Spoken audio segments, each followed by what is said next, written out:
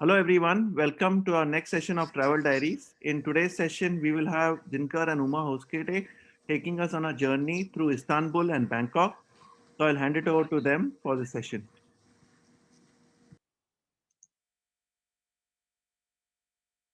Uma, to mute sir. Thanks everybody and thank you for spending your time with us this afternoon. Let me share my screen. So Kedar, you can hear us, right? Yes, we can hear you. Yes.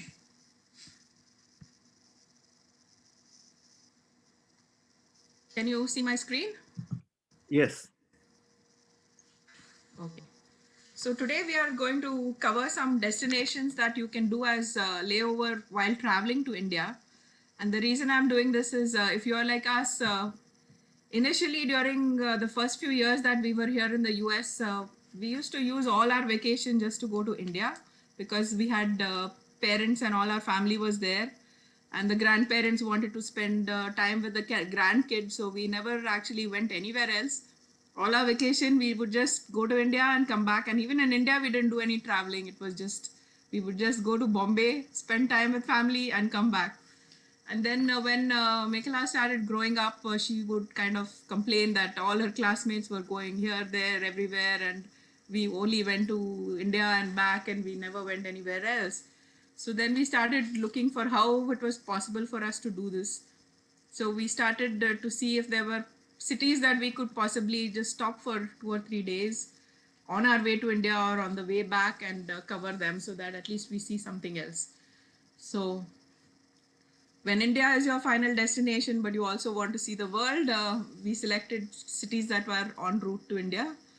Somewhere where you can stop for 3 to 4 days and you can see all the main highlights of the city and it gives you a flavor of the country. And some of these cities are stopover cities anyway for popular airline routes to India. And then some cities, the airlines actually provide either free or discounted tours, or they provide a free night stay at a hotel to promote tourism in their country. Like example, Singapore, Hong Kong have some tours. Istanbul, Turkish Airlines actually provides a free hotel for a night if your layover is over a certain number of hours.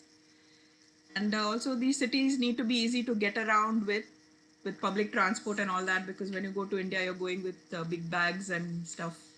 So you want somewhere to park it and then go around freely without being like tied down with all your luggage and stuff. So that was basically the point. So we selected two cities, which is Istanbul and Bangkok. And Istanbul, actually, we did earlier this year. It was our last trip before the COVID shutdown started. So we were there in January of 2020. And Istanbul is a really beautiful city. And as some guy called Alphonse de Lamartine has said, if one had but a single glance to give the world, one should gaze upon Istanbul. And after seeing the city, I kind of agree that it's a really beautiful city. So if you see the map here, it's for some reasons the only city which straddles two continents. You have the Bosphorus Straits that run in between, and on the left hand side is the European part of Istanbul, on the right hand side is the Asian part of Istanbul. To the north of Istanbul, you have the Black Sea. To the south, you have the Sea of Marmara. I don't know if I'm pronouncing that correct, but that's the way it's spelled.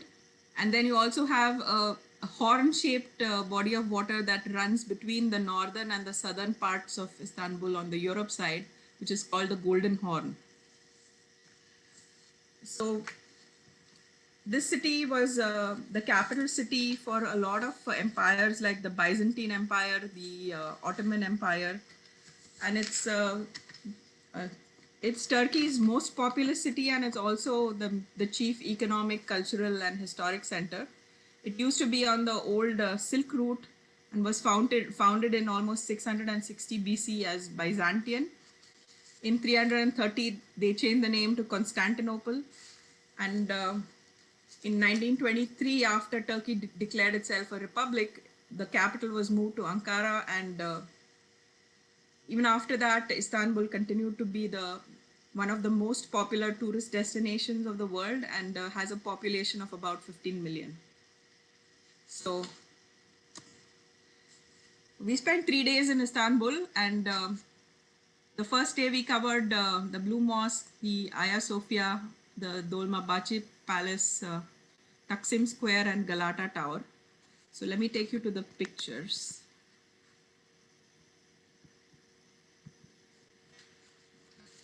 So we got a free night stay in a hotel from Turkish Airlines, and we booked additional nights in the same hotel.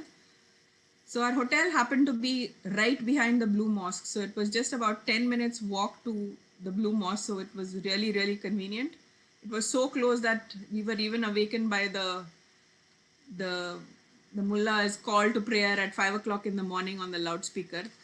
So it was a very convenient location. So This picture is from the top of the hotel. from the top of the hotel, most of the hotels there have a terrace on the top where they have either they serve snacks in the evening or they serve breakfast in the morning during the summer months. We were there in winter, so they didn't actually have service on the terrace, but they still allowed you to go there and take a look at the views. Winter में ठंडी अशिल्ला की was it pleasant? A bit chilly. I mean, you need warm clothing definitely. Yeah. Okay. You need a jacket. It was in the 50s, so a light jacket was good enough for us. at this Okay. Snow येत आहे बा? I generally snows I na ek ek pan jat the. I have seen some pictures where it's covered in snow. Luckily, it was not one of those days when we got snow. So all the hotels there offer a extensive breakfast, and they have a lot of dry fruit, which is Turkey is known for, apricots and figs and all that, and hot dishes as well. So we fortified ourselves with a good breakfast, and we walked to the Hippodrome, or the Sultan Ahmed Square as it's called. Now this Hippodrome in the old Byzantium days used to be the main sporting and social center of the city. They used to have horse races or chariot races there. And now it's just a main square with some fragments of some of the old structures still there. So the first one is there was an obelisk there which was brought in by one of the emperors from Egypt, and erected it here in the racing track center. And this is made of pink granite and was originally in the temple of Luxor in Egypt. So this was brought from there. This is another metal serpent column, which is called a serpent column. This used to be, this was made to celebrate the victory of the Greeks over the Persians.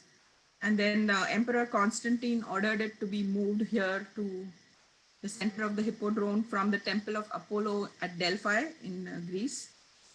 And initially at the top, there used to be a golden bowl supported by 3 serpents, but only the column landed up here for some reason. So you can see that. And then there is another obelisk that was built here at the other end of the Hippodrome by another emperor. So all this is there in that slightly rectangular shaped Hippodrome square. In addition, there is an octagonal shaped German water fountain, which was built here by the German government to mark the visit of the German emperor to Istanbul in 1898. This is also a very nice looking structure, so you can see all that. And after seeing all that, we made our way to our first destination, which was the Blue Mosque. So the Blue Mosque was an Ottoman era mosque, and it's still a functioning mosque. So whenever you go there, you have to make sure to check on the timings, because twice a day, the mosque is closed for about 90 minutes for prayers, and they don't allow tourists inside. And those, I think, vary some depending on the season, the times that it's closed. So you have to check on what time it's open, what time it's closed, to make sure you can get in. Also, women are expected to cover their heads when you go in. So it's always good to carry a scarf, so that they give you something there. But if you're kind of finicky about things like me, I would prefer to use my own on my head. So I carried a scarf with me. And also your shoulders and knees need to be covered. And then when you enter, you're not supposed to have your footwear on. So they give you plastic bags, you put your shoes into the bag and you carry it in with you. So if you see this mosque, it's huge and it can be seen from anywhere in Istanbul. It's really beautiful. The minarets can be seen from there and the domes. It's beautiful. That those towered like things look somehow remind me of Russian architecture. I don't know why. Yeah, those Kremlin things are like Wait, that. when? Yeah. So inside it's really nice. There's a lot of beautiful blue tile work on the walls, on the ceiling. There is beautiful stained glass windows which let in a lot of light. When we went, one section of it was under construction, so they had kind of put tarpaul and hid it from view. But whatever we could see also was still really beautiful. So as you can see, we are carrying our shoes in our hand and we have our heads covered. And then you have all these beautiful paintings and tile work on the ceiling. So I have several pictures of that. So you can see why it was called the Blue Mosque. There's a lot of it is blue. And from there we went to the Hagia Sophia. So the Hagia Sophia is right opposite the Blue Mosque. There's just a little courtyard in between with gardens and fountains, trees, but you can basically just walk across from there. And this used to be a church, then it was made into a mosque, then it was made into a museum, and July of 2020 they actually turned it back into a mosque. So it was built in 537 um, by the Byzantine Empire Emperor Justinian, and it was the largest Christian church at that time. So in 1453, when the Byzantine Empire fell to the Ottomans, it was converted to a mosque. And then later in 1935, the Turkish Republic established as a museum. And now it's once again supposed to be a mosque. So, so this church had the largest interior. Oops, where did I go?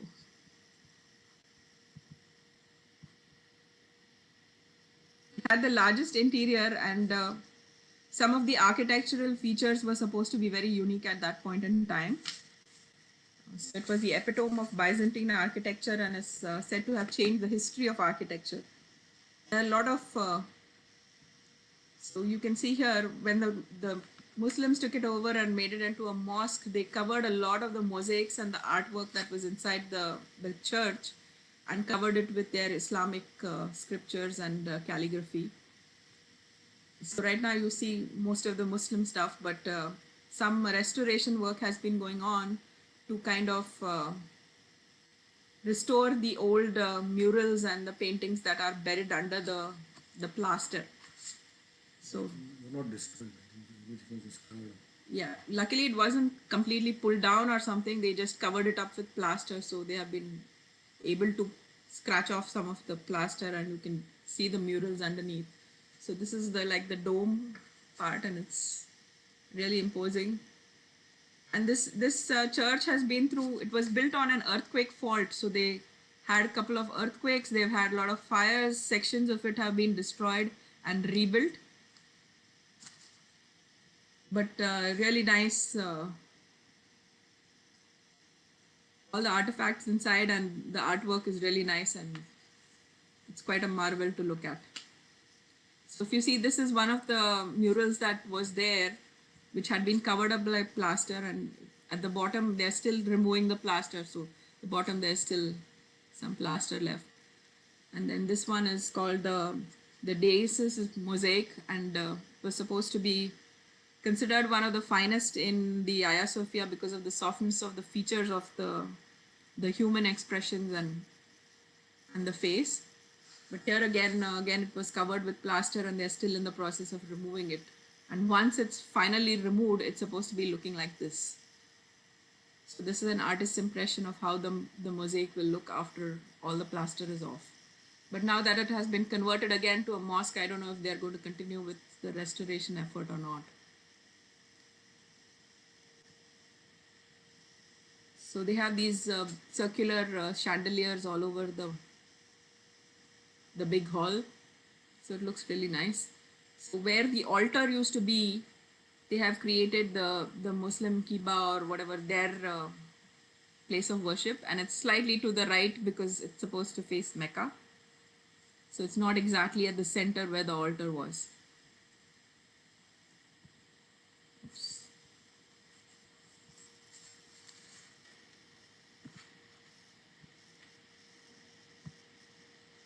So this is just a picture that was taken in the courtyard between the Blue Mosque and the Hagia Sophia. So the back is the Blue Mosque and we are facing the Hagia Sophia. Oops. And these red and white canopied stalls are something you'll find all over Turkey. They sell something called a simit in there, which is like a bagel, slightly harder version of a bagel covered with sesame seeds. And it's a really popular snack among tourists and all the school children. You will see them picking up a simit and biting along it on their way back from school. So you'll find these stalls all over the place. From there, we went to the northern part of the European side to this Dolmabahce Palace. So Dolma means filled and Bachi means garden. So this used to be a small bay in the Bosphorus.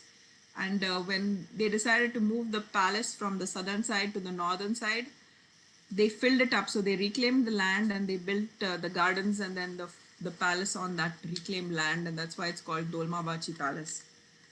So this is in the district called Besiktas there, and we took a tram from Sultanahmet near from Hagia Sophia to go up there. And this was the main administrative center of the Ottoman Empire for quite a while. It was home to 6 sultans, and only after Turkey became a republic, the president of Turkey, Mustafa Kemal Ataturk, made it his primary residence, and he also spent his last days there before he died. And it's now a museum, and they don't allow you to take pictures inside, but you can just see. We took a lot of pictures in the ground, so this was the clock tower that they have there. And then this is the main entrance, very opulent and nicely built.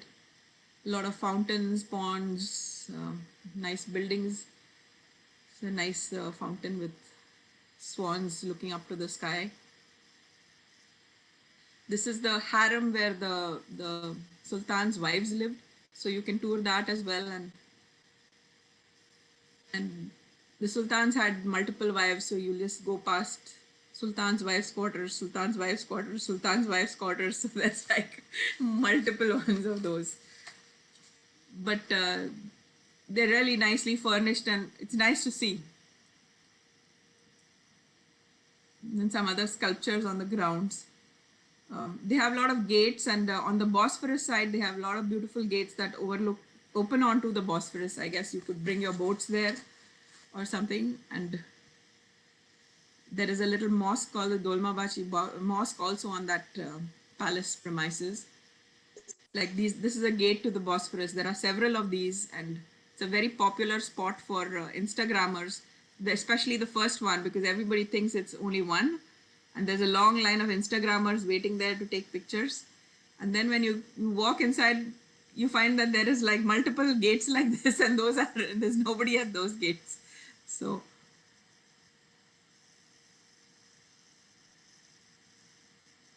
there we had a snack. This is a typical Turkish pastry called borek.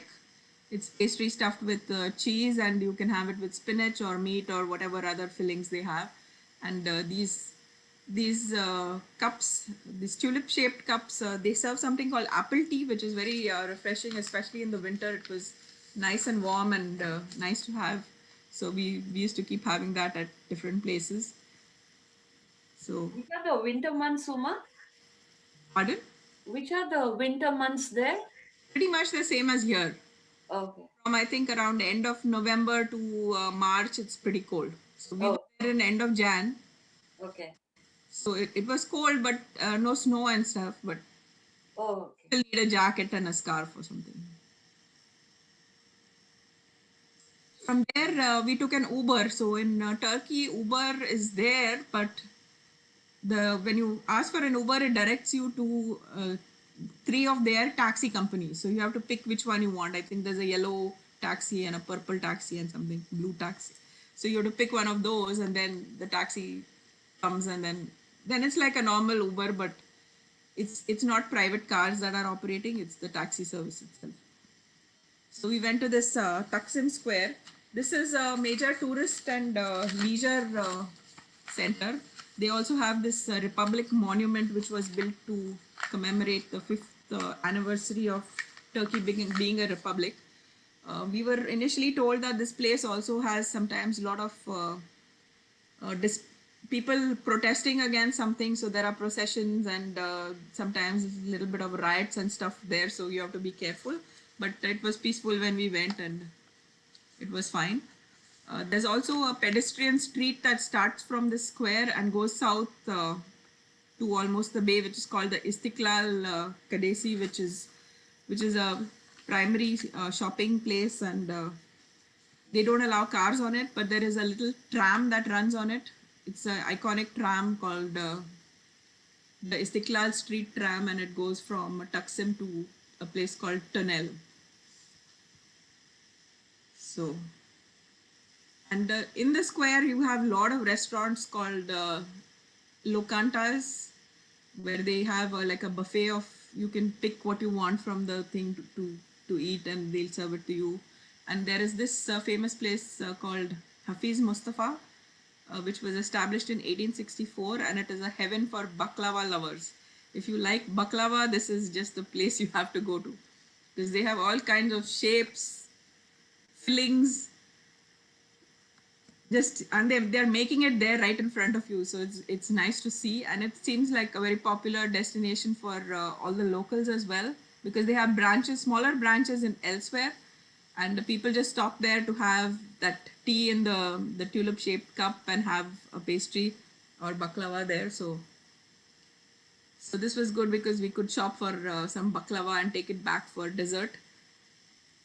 I think all of us are going to go and get some baklava.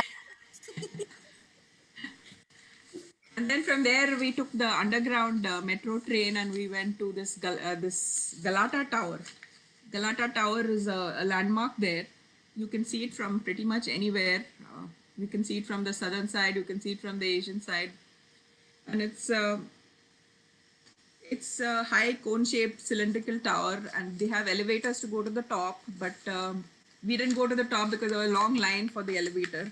It's almost 70 meters high, and in the olden days, the Ottomans used to use it to patrol the city and to see if there were fires anywhere in the city. And then a lot of painters have kind of sat at the top and painted panoramic views of the whole city from there. So it's a very popular site, and a lot of tourists go there. Around the place, there are a lot of hotels, restaurants. You have the stalls selling, they have roasted corn, bhutta, and they also have those roasted chestnuts, which are a favorite snack there. So we did this Galata Tower, then we again took a tram and came back to Sultanahmet, which is the southern side. And then we went to this restaurant at this hotel called the Seven Hills Hotel. So Turkey's Istanbul is built on seven hills. So this hotel was recommended by a lot of blogs, saying that you get very good views of both the Hagia Sophia and the Blue Mosque from here. So as you can see, they have a tower, they have a terrace on top of this restaurant, and during the summer they serve food there. And if you look on Instagram, there's everybody has a picture of them with those Turkish cushions and that tulip-shaped tea cup overlooking the Hagia Sophia from there. So right now, when we went, there was no food service on the terrace because it's cold, but they allowed you to go and take pictures. So we went there and went there before sunset, so that we could get it in day view, and then also after sunset. So this is the view from the terrace, and they have a guy there who sometimes feeds the pigeons so that you can get a nice picture with pigeons flying over the Hagia Sophia. And then this is the picture of the Blue Mosque that you get from there, so you can see all the domes and the minarets and everything very clearly from here. How are the people there, Ruma? Are they friendly? The people are quite friendly. Some of them don't speak in English, but the hotel people and all are very helpful and they give you directions. Okay. Go. Yeah, recommended talking to the hotel people than the streets. So usually we used to talk to the hotel guy and he used to tell But us still, what they to are quite helpful because at one point we got stuck on how to buy the tram ticket and Oh, he came and helped us. I don't know if he was a tourist like us who had figured it out or was a local, but somebody came and helped us with that. And then oh, once our ticket was not swiping and we didn't know what to do, and then one guy came and he swiped his ticket for us and said go. So they're pretty nice. It's just that some of them cannot communicate in English correct. or whatever. Yeah. Yeah. So But the tram system and the public transport is very good. So you can Oh, I see. So it travel. was just like $2.60 per trip, no matter what the distance. So you Oh, swipe when you go in, and it just deducts 260 lira off the. So oh, it's like the bar touch clipper card as well. You can buy one of those cards huh. and basically you put money on it and then use it in the trams or any public transport. Oh, good, good. And what is that? I mean, actually, the hotel guy will sometimes give you a card saying, use this card, put money on it, and use that. How many dollars you want on it? Yeah, you can just recharge it and keep using it. And the same card can be used for multiple members of the family. So you Oh, go in and then you pass it out, and the next person uses it. So correct, correct. It was very convenient. That card was very useful. Uh-huh. and it works on everything: the tramway, the trains, The the trains, metro, and the ferries as well. Oh, this picture is very lovely. And these are the ones with the lighted view of the. Oops. So, so with that, we'll go to our second day, and then Kar is going to cover the second day in Istanbul. Second day,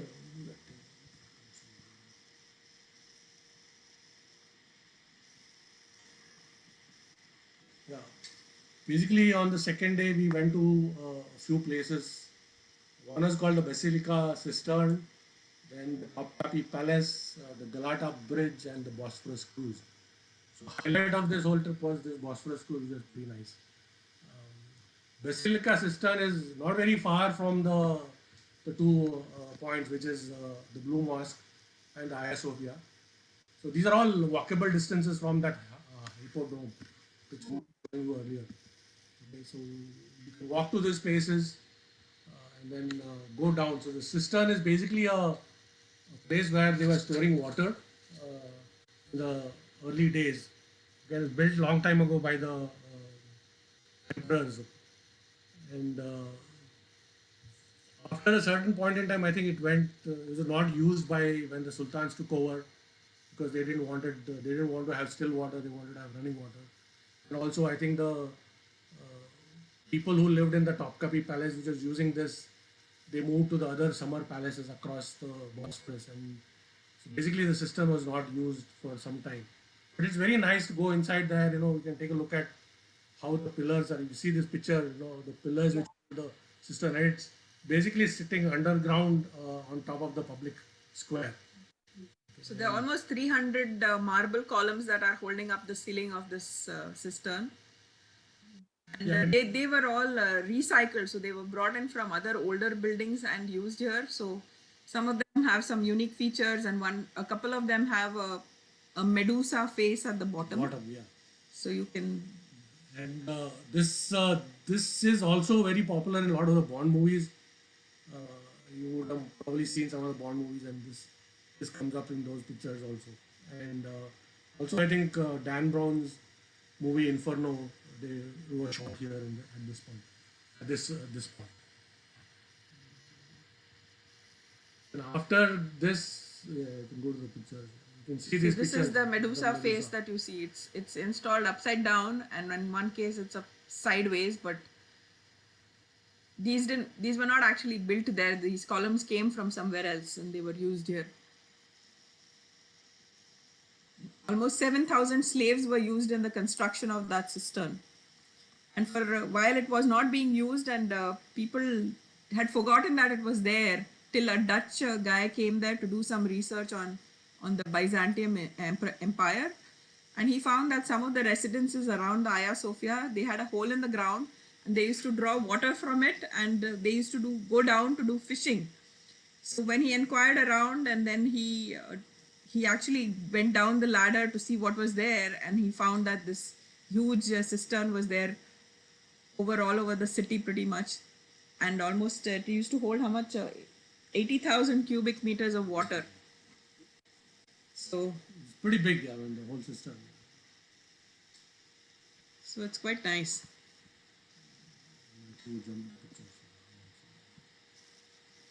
There's an That's purpose kala shila te bandu ka? Why did they build it underground? Because of water filtration water system for storage. the palace, to supply water to the palace, to this palace, this Topkapi Oh. palace. So Oh, basically a water storage system. okay. And, for the Okay.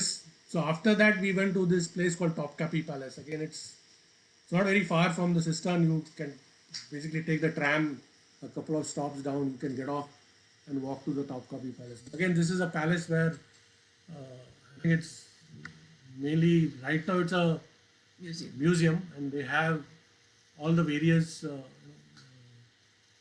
It's very nice in terms of the architecture. The rooms inside are full of tile work, and they have a lot of scriptures,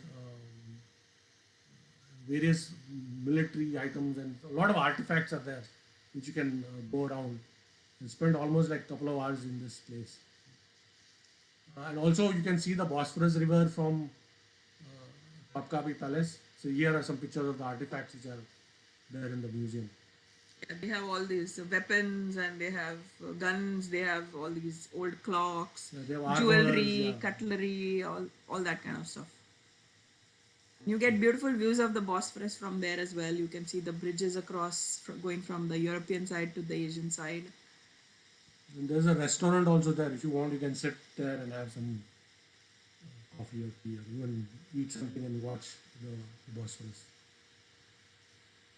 It's very, yeah, again, same tile work everywhere. You'll see a lot of rooms, and nice architecture, which you can. Harem, which is always a prominent feature in all the palaces. A lot of glass work also. You can see the Galata Tower from the grounds there as well.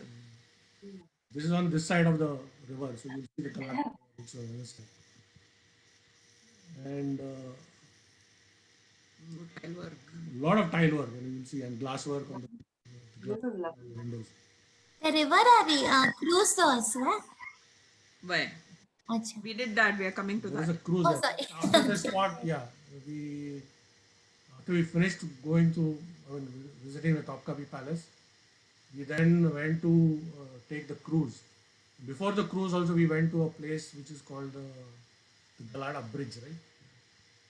And that bridge, underneath the bridge, you have a lot of restaurants, and you can basically go have a The sandwich specialty there is a fish sandwich called balik ekmek.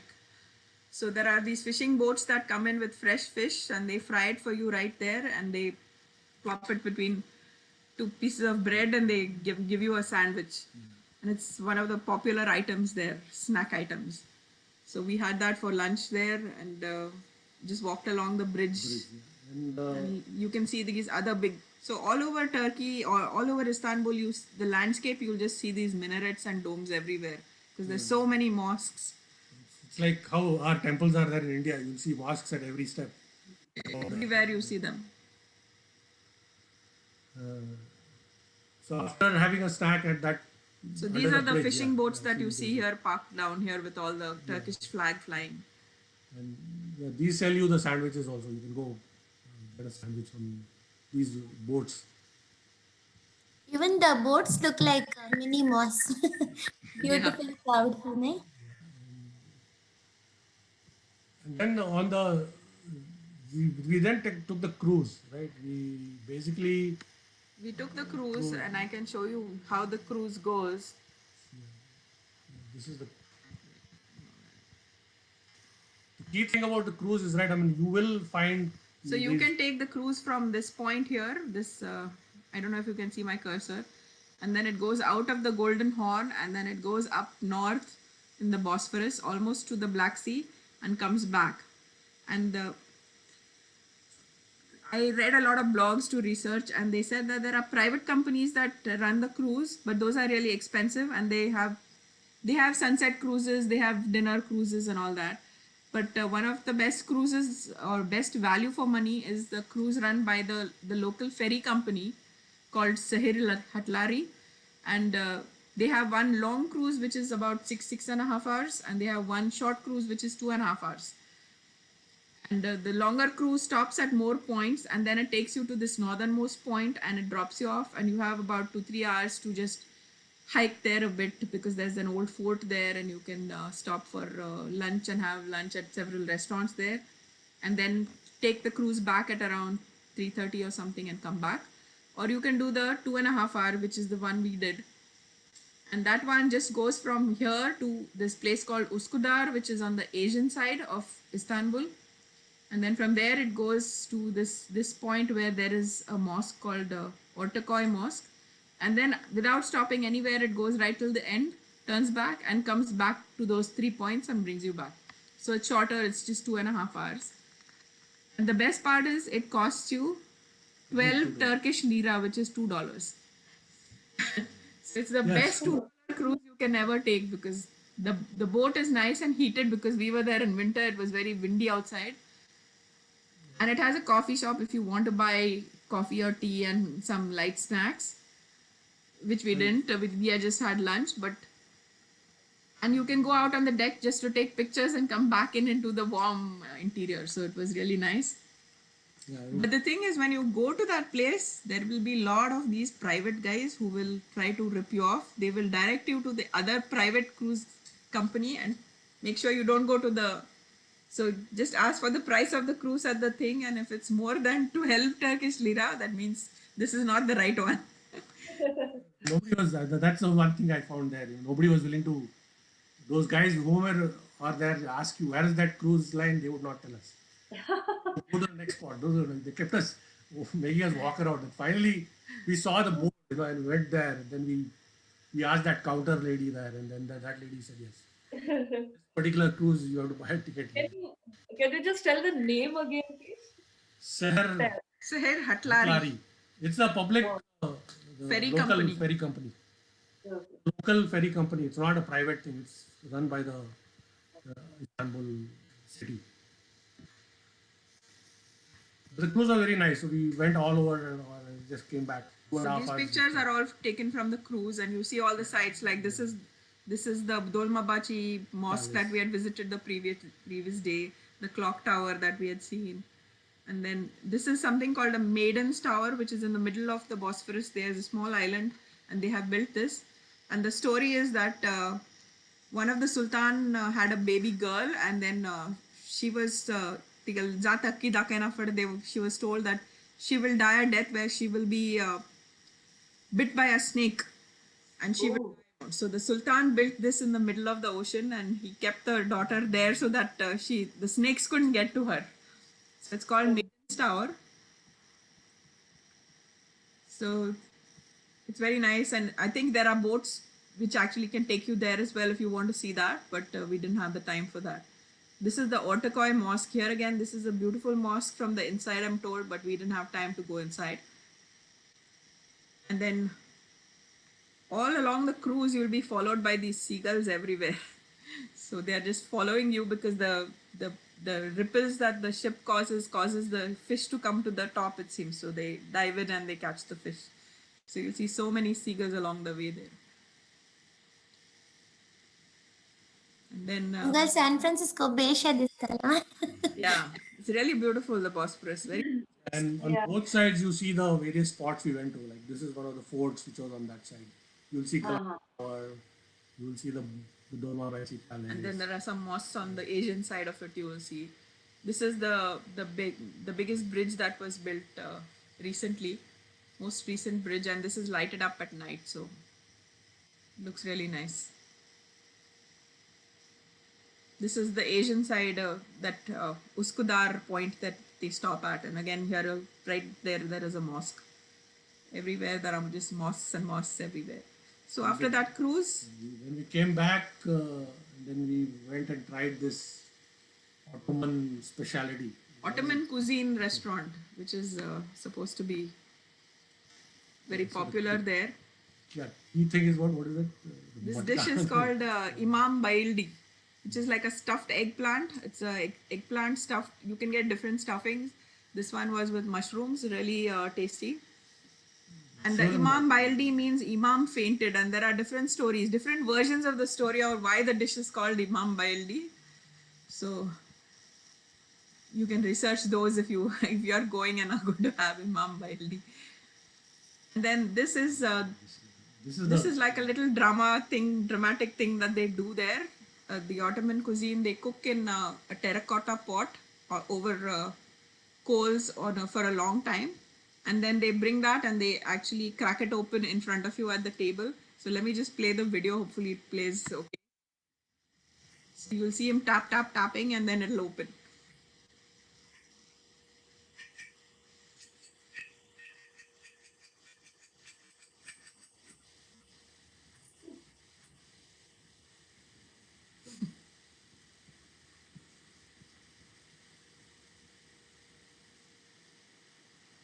So it's supposed to be a delicacy there, the old way of cooking under the Ottoman way. And then we had that dish and some kebabs, and it was good. You captured it very well. Very nice. That is basically our Day 2. day 2 in Istanbul. And then was our last day in Istanbul coming up, Last day day was 3. just, yeah, last day we were leaving actually, so we had just half a day to do anything to see, but we just went around a few places and then we came back and flew to went to the airport. So another quote on Istanbul I found was that Istanbul, a universal beauty where poet and archaeologist, diplomat and merchant, princess and sailor, northerner and westerner screams with the same admiration. The whole world thinks that this city is the most beautiful place on earth. Now I don't know about most beautiful place, but certainly it's very charming place and leaves you with the feeling that you are blessed to have been able to see it. So from there, from the city. Grand Bazaar and Oh, sorry. the third day we went to a few markets. We'll show you that. Very popular. So day Grand 3 Bazaar. is. Where did this out?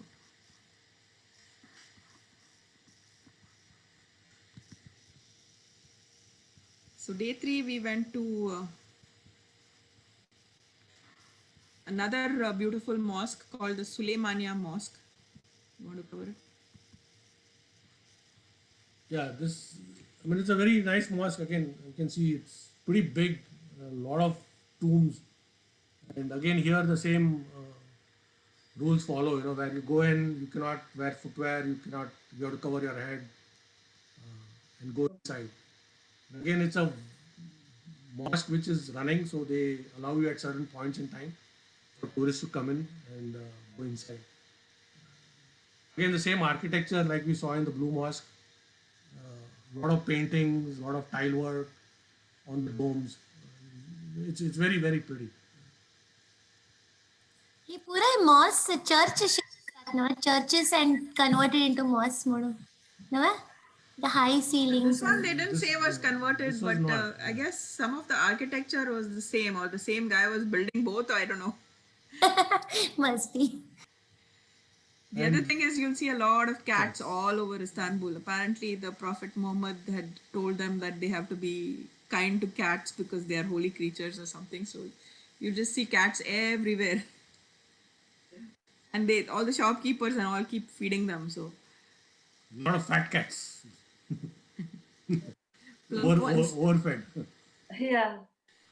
From there, we went to the Grand Bazaar. So the Grand Bazaar is a covered market and it's huge. It's like really, our, really huge. Crawford Market. Crawford Market in Bombay.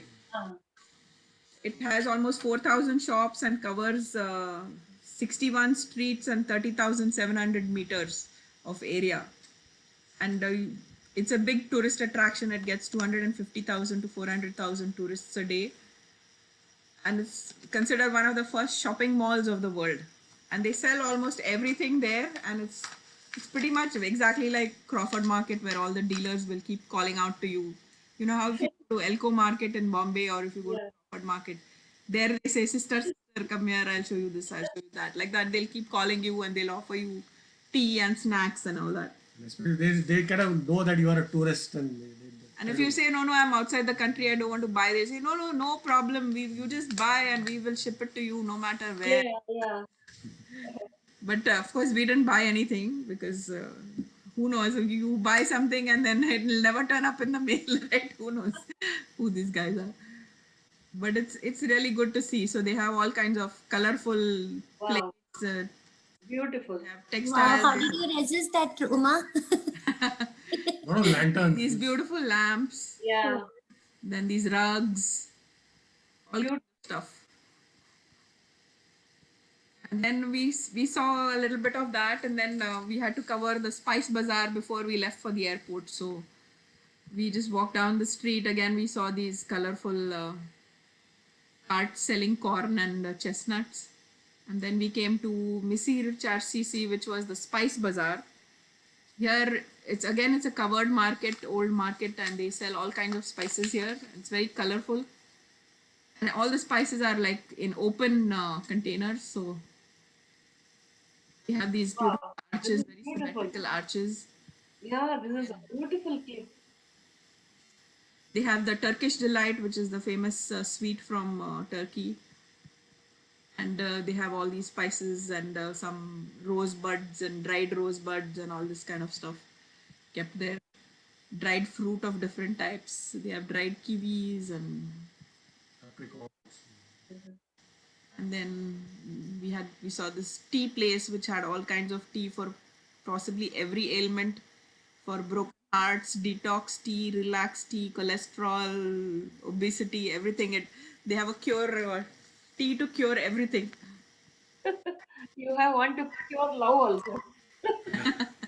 Yeah. So then we got one of our last kebab meals in Turkey, and then we made our way to the airport to take our wins to go to Mumbai again for a wedding. So this was the Istanbul airport. How many days you were there? 3 days. 3 days. Oh. Yeah.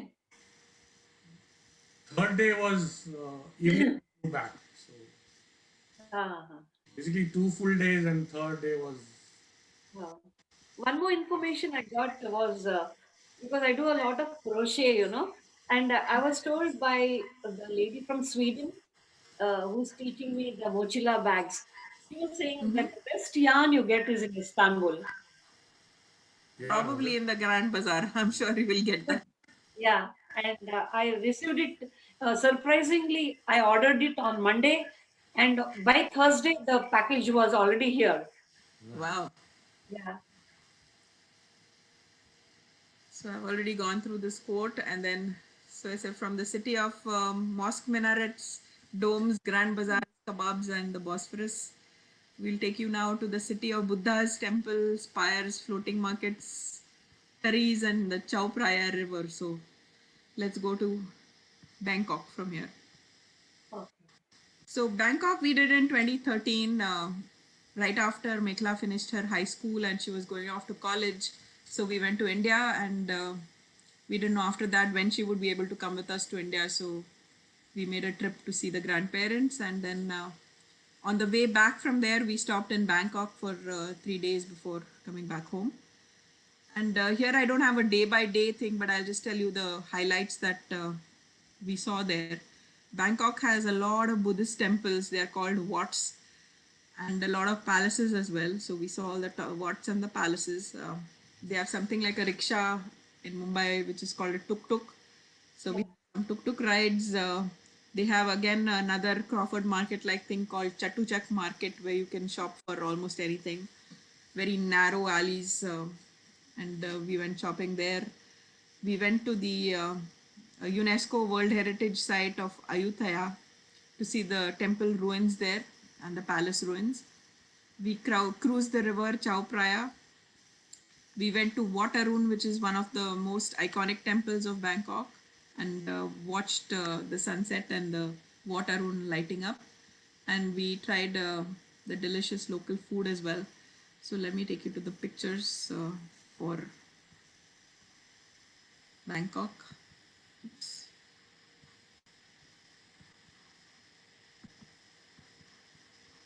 So let's go to the Watts first. So we stayed in a hotel in one of the more business areas of Bangkok called Sukhumvit, and we asked our hotel concierge to get us a tour to see the sights of the city. So they got a taxi driver who they said would take us on the tour for the day. So he took us to almost 6 or 7 of these Buddhist temples, and all of them have this beautiful gold work on the spires, and they have a lot of painting. And so this one was, I think, what Trimet, or the temple of the golden Buddha. So you'll find all kinds of Buddhas there. You have standing, sitting, reclining, made of gold, made of jade, made of stone. So a lot of Buddha temples to see. They have a lot of wooden carvings like these, showing scenes from Buddha's life. And then this was the gold Buddha idol in the temple. Very beautiful to see.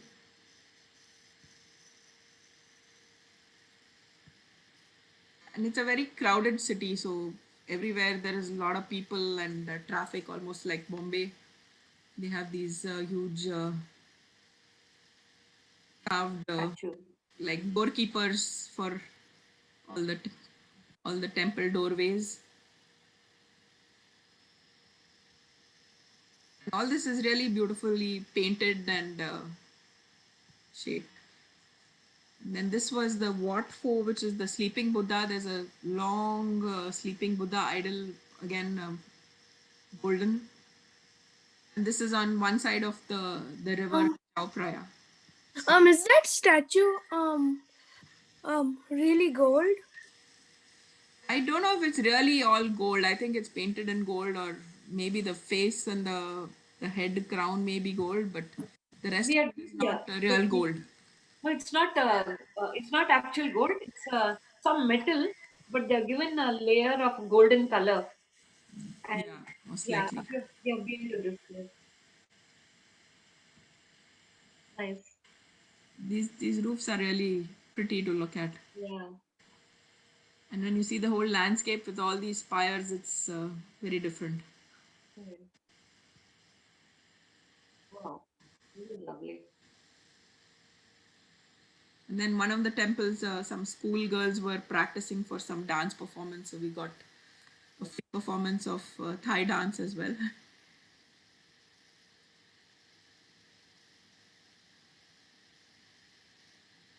So these are just all the different temples that the taxi driver took us to. Hmm? All of them are golden. This is lovely.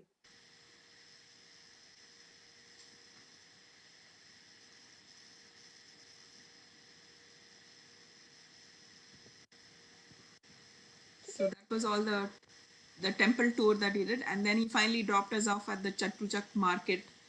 So we did some window shopping, and Mekhala actually did some shopping because they have really pretty dresses and garments there, and you can also get bed linens and cushion covers, Oh, the masks and Buddha masks, or the Buddha idols, all kinds of curios and really cheap. You have to bargain, but it really cheap. And then we also had some street food there at Chatuchak, and then we took their sky train called BTS to come back to our hotel. oh. Then the other thing we saw was the palaces that they have there. We went to the Grand Palace, where they also have another temple of the Emerald Buddha on on the palace grounds. So this is the what the temple of the Emerald Buddha. I'm not going to try to pronounce that name. This was we toured the palace, and they have some Wow. Beautiful. make a lot of standing like one of those guys holding up the palace. And they had all these beautiful paintings depicting the mythological events.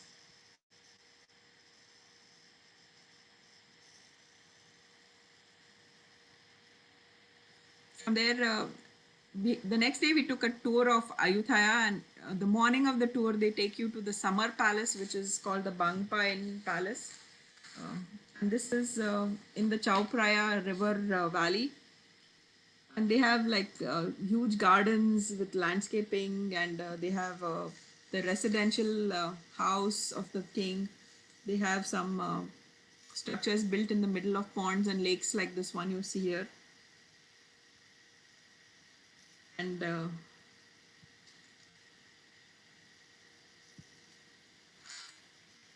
Wow. this is the royal residence, and they have another temple on the grounds for which they ask you to wear this sarong kind of thing before you go in. So they provide you the sarong and you have to tie it and go in.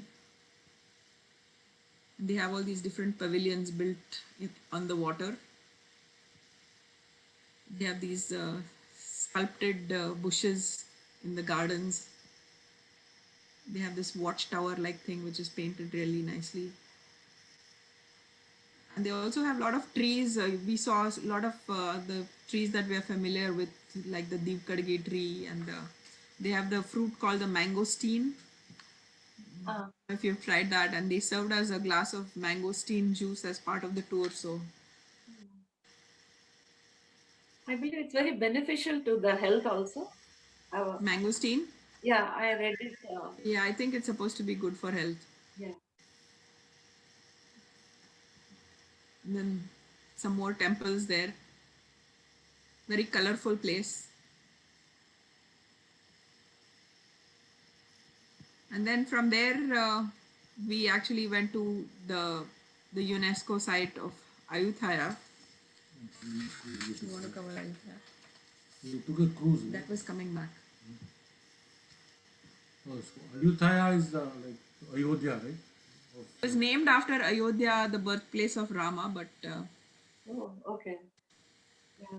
So basically, it has the ruins. All the everything was kind of destroyed by the Burmese, and you will find that there are still the temples which they have maintained and restored as much as they can. they're built in the architectural, the Khmer architectural style, which is there in Cambodia. These tower-like things are called prungs.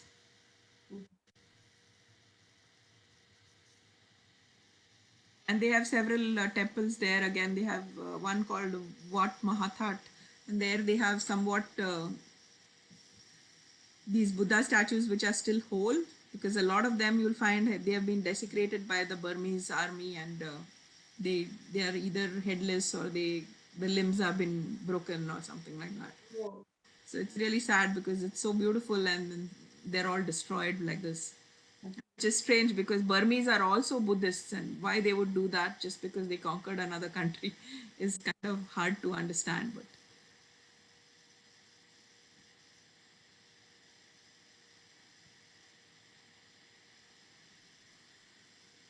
wow. This is beautiful. and this is one of the iconic pictures of Ayutthaya, which is the Buddha head that has been kind of wrapped by the roots of the Bodhi or the banyan tree.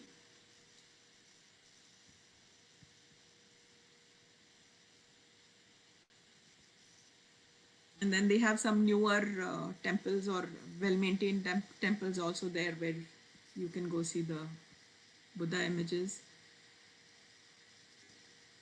And then there's this huge 37-meter long and 8-meter high reclining Buddha that they took us to at the end of the trip. And it was a really hot and humid day, so we really enjoyed this Shiara water at the nearby stall there.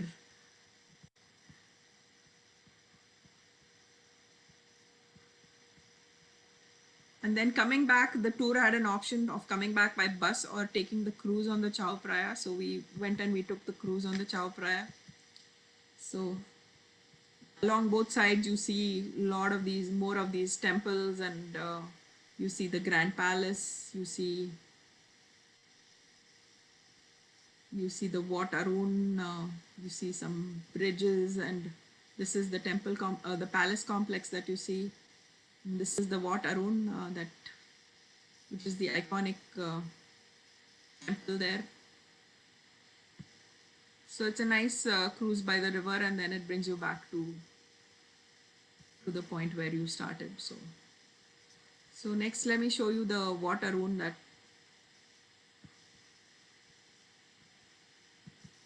So this Wat Arun is the temple of the dawn, and again it's built in that Khmer style with the prang, and the the good part about this is that they have used a lot of these broken porcelain pieces on the decoration of the temple. So they were saying that they used to get porcelain pottery from China, and on the ship some of it would come broken, and they used all of that in decorating this temple. So a good example of recycling that they've been doing there. And then you can actually climb these very steep stairs and go up to the place here where you get really nice views of the river and the surrounding area.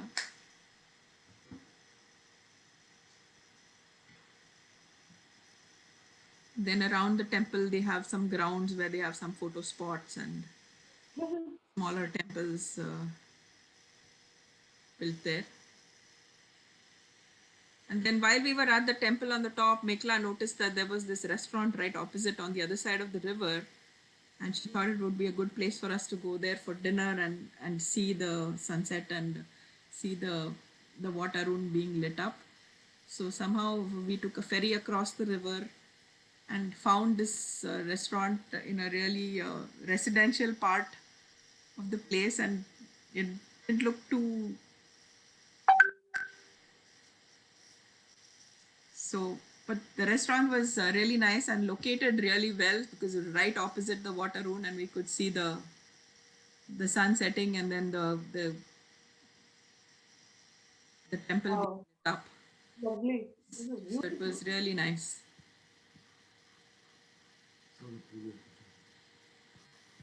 This one. Yeah, this was just when the sun was setting, and then once it became completely dark. It's really beautiful. Which camera do you use? We use iPhone. Okay. Then It's the photo taking skills because irrespective of the camera, the pictures are wonderful. these are the tuk-tuks Yeah, you can yeah. use to go around. And then we had some. So this was at the restaurant opposite the Wat Arun. We had some delicious Thai food, and they have those large river prawns which they grill and they give you, and these are really tasty. And then near our hotel there was a mall with a big food court, and they had this amazing bakery there from where we used to pick up some pastries to have for breakfast in the room. And there was a pastry shop, and they had these really colorful cupcakes, so we took some pictures of that. That's so cute. So Very nice. we had picked up for breakfast. They had different spinach rolls and croissants and stuff like that. This was a place, a street food place we ate in Chatuchak Market. And then this was, I think, in our own hotel. We had dinner one night. So that was our tour of Bangkok, and then